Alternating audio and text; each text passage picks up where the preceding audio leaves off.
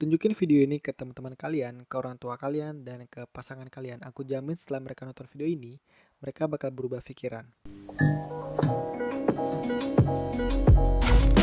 Hai, nama aku Heru dan balik lagi di Dairy Talk. Oke guys, di video kali ini kita bakal ngebahas tentang sudut pandang orang-orang nih terhadap kita seorang pekerja kapal pesiar. Ya, mungkin banyak dari teman-teman semua yang ada di sini yang sudah kerja di kapal ataupun yang bakal kerja di kapal nanti, kalian harus tahu ketika kalian pulang dari kapal tuh, derajat kalian tuh langsung berubah men.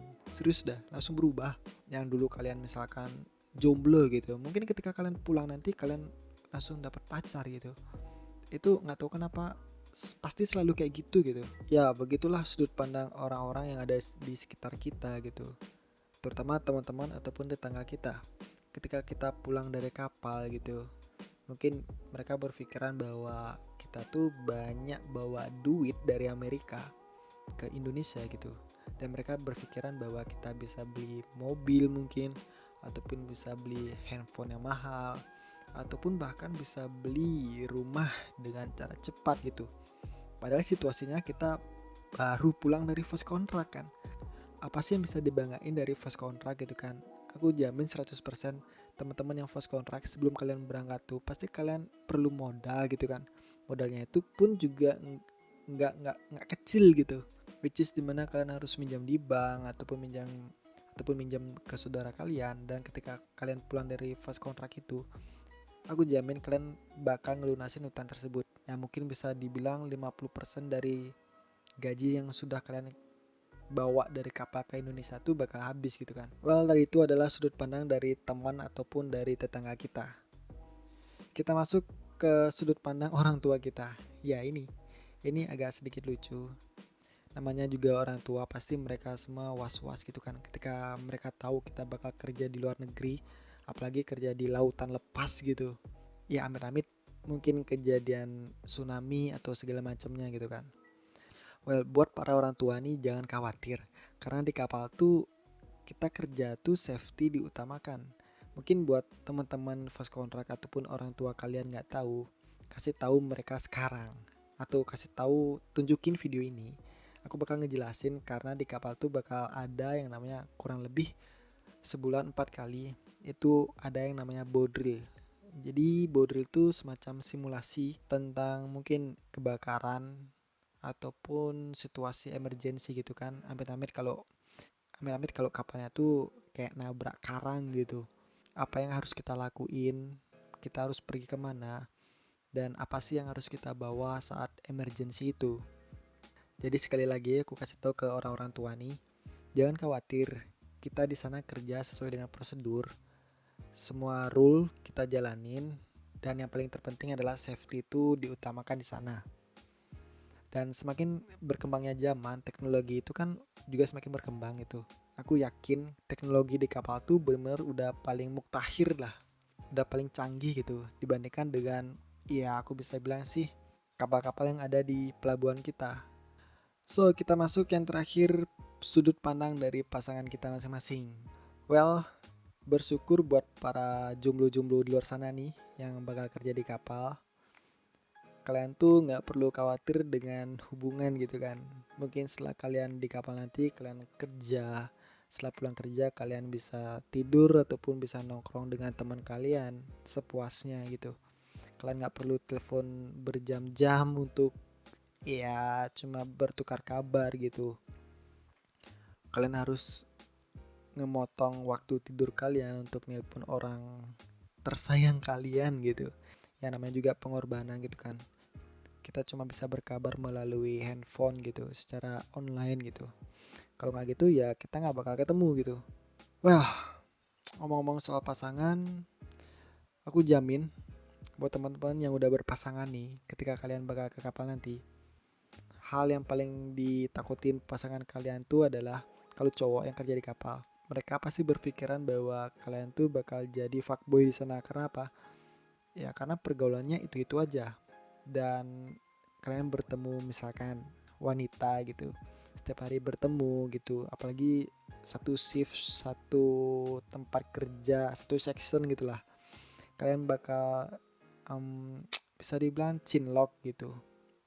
aku jamin hal yang paling mereka takutin ketika kita kerja di kapal tuh, terutama buat yang cowok-cowok kerja di kapal.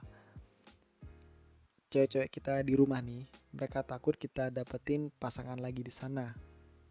Dan buat yang cewek-cewek kerja di kapal, mungkin cowok kalian tuh juga takut bahwa kalian bakal jadi mungkin pelampiasan cowok-cowok bejat ada di sana. So, jadi aku bakal ngelurusin semuanya itu. Yang pertama buat yang cowok kerja di kapal. Nah, buat ciwi-ciwi ini yang di rumah, jangan khawatir. Nggak semua cowok yang kerja di kapal tuh fuckboy gitu. Itu tergantung ya si cowok itu sendiri. Misalkan kita kerja di sana tuh emang bener nyari duit gitu kan, buat ngenaikin derajat keluarga kita masing-masing, ataupun buat ya nabung untuk minang kalian nih yang lagi nonton gitu kan, cewek-cewek di sana gitu. Jadi jangan khawatir, nggak semua cowok kerja di kapal tuh fuckboy. Ya misalkan kita mau jadi fuckboy gitu, kenapa harus pergi ke luar negeri gitu jadi fuckboynya? Kenapa nggak di rumah aja gitu? Nah, buat teman-teman cewek yang kerja di kapal nih, buat cowoknya nih, aku kasih tahu ke kalian, jangan khawatir karena di kapal tuh ada peraturan cuy. Misalkan nih, aku sebagai cewek gitu kan, aku ngerasa dilecehin sama seorang pria gitu, dari Indonesia ataupun dari ya negara apapun itu, aku ngerasa dilecehin nih, aku bisa ngelapor ke HR ataupun ke security gitu. Aku ngelapor aja aku bahwa dilecehin gitu, dan orang yang ngelecehin aku tuh bisa dipecat langsung hari itu juga, langsung bisa dipecat gitu.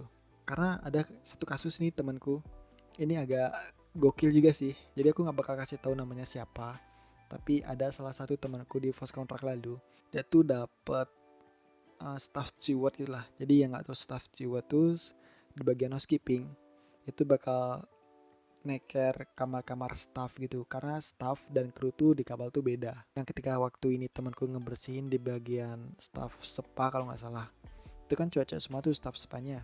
Nah, temanku ini kan cowok, waktu itu dia lagi ngebersihin kamar anak spa ini dari Eropa gitu. Di kamar anak spa ini ada yang namanya alat alat pemuas wanita itulah, atau mungkin kalian nggak tahu, dildo lah namanya. Ya ada dildo di apa namanya, di dressing table gitu kan. Nah, temanku ini usil nih, dildonya itu dihidupin dan ditaruhin di samping TV itulah.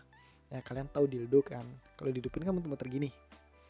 Nah, saking usilnya dia, itu dihidupin terus menerus, ditinggalin sampai pemiliknya tuh datang, dan dia kaget dong, wah siapa nih anjir yang hidupin dildoku. Ya langsung dia report ke security, dan yang cuma bisa masuk ke kamarnya itu kan pemilik kunci. Nah, temanku ini kan punya kunci nih untuk bersin-bersin semua kamar tuh. Nah, jadilah dia tersangka cuy. Dan akhirnya hari itu juga dia dipecat. Next day-nya ketika kita ngeport waktu ini di Meksiko, di Cozumel, dia langsung digotong keluar. Ya, pada hari itu juga dia pulang dengan status fire alias dipecat. Jadi sekali lagi buat cowok-cowok, jangan khawatir pasangan kalian tuh kenapa-napa di kapal. Karena peraturan di kapal tuh bener-bener ketat. Jadi jangan khawatir, oke? Okay? Oke, jadi itu aja mungkin yang aku bisa share di video kali ini. Buat orang tua semua, jangan khawatir, kita di sana aman-aman aja, sejauh ini aman. Buat para tetangga ataupun teman-teman, kita pulang dari kapal tuh nggak jadi sultan. Ingat, kita nggak jadi sultan. Kalau kita jadi sultan, ngapain kita balik ke kapal lagi untuk kerja lagi?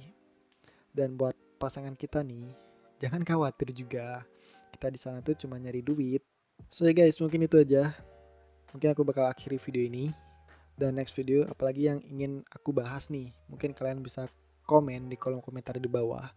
So guys, mungkin ya aku akhiri video sampai di sini.